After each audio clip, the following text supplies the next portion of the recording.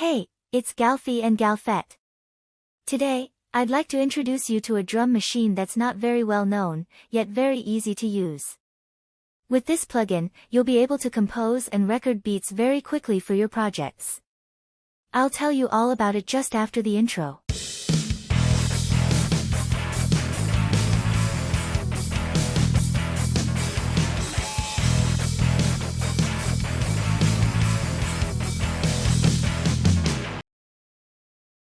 Feel free to like this video, if you're interested.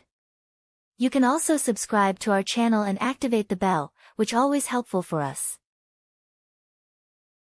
This plugin I want to tell you about is called BeatDesigner. It works with a bank of sounds that you can choose. The easiest way to do this is to add an instrument track. Here, I'm going to use Easy Drummer 3, but you could use any another drum VST with a sound bank. I load a preset and then go to my track's MIDI inserts. I told you about the inserts in another video, so I'll leave you a link in the description. If you don't see the MIDI inserts in the inspector, right-click, then set up sections to choose what you want to display. And if you want to know more about the inspector, there's also a video on the subject. I'll give you the link in the description. You'll see that, in the list of MIDI inserts, we have BeatDesigner, here. If you want to close it, click on the cross here. And to reopen it, click on the little E here.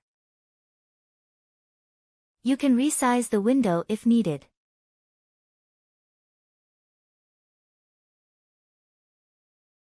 On the left, you'll find drum elements from the sound bank you've chosen.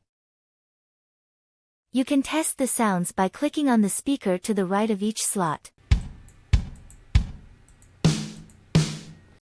Note that the bass drum here is actually the kick. You can change sound by clicking on the arrow here, which will propose a list of drum elements. If an element doesn't have a sound, it's not managed by the VST you're using. If you want to add more elements, you have this little plus button here. To delete elements, go to the right-hand column. With this cross button, you can mute or solo each element.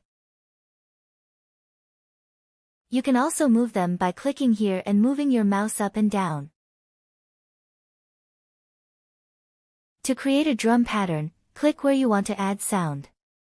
Here, I'm going to start with a fairly classic 4/4 rhythm with kick, snare and hi-hat.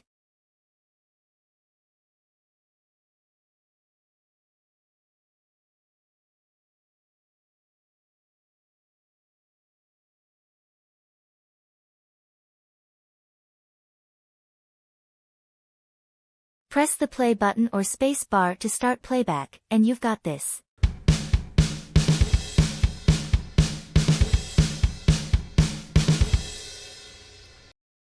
The color of the different squares varies according to velocity. The more yellow the color, the louder the sound.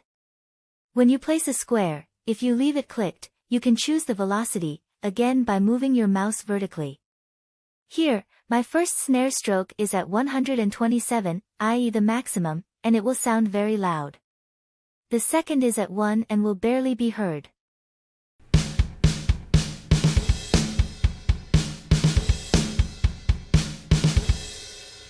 To delete a square, simply click on it again.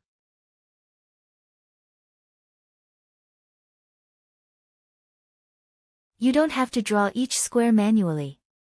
If, for example, I want to draw a hi-hat with 1 height per beat, I click, leave clicked and move my mouse. If I want to delete all these squares or just part of them, I click on the first one, move my mouse to the right and it deletes automatically.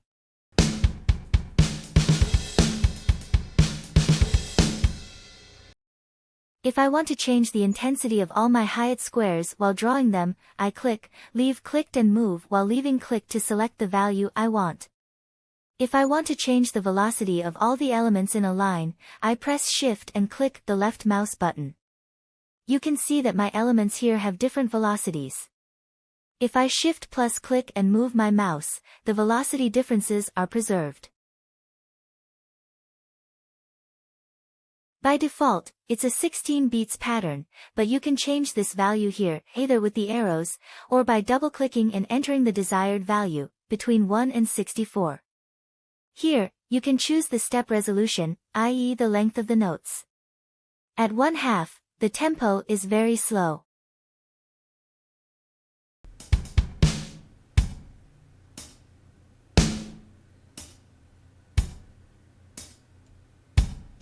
And at 1/32 it's fast.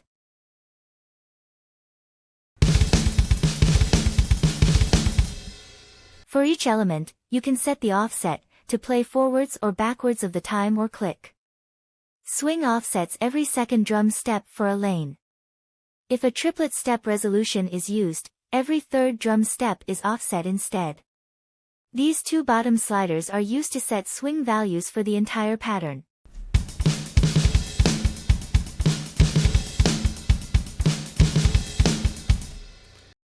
Now we've got a pattern, which is great, but I'd like to insert it into my project. At the bottom of the plugin, you'll see these keys that correspond to a keyboard. The number here indicates the bank number, from 1 to 4. The letter here indicates the pattern number, so from C to B, that's 12 patterns per bank for a total of 48 patterns. Here, I only have one pattern, so I select bank 1, click on C and drag and drop the pattern onto my Easy Drummer track.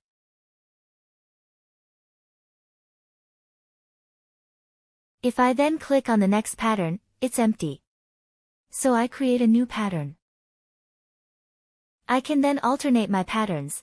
I move my mouse over the end of the first pattern and click on this square to copy it. I then drag and drop my second pattern. Now I have a batter line with 3 times pattern 1 and 1 time pattern 2, alternating. Before playing back my drum track, I deactivate BeatDesigner. This will prevent me from having the sound of the drum track and BeatDesigner at the same time.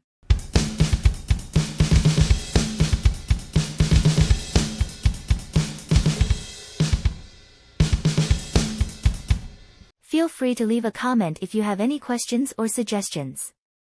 Have a nice weekend and I'll see you next week with a new video.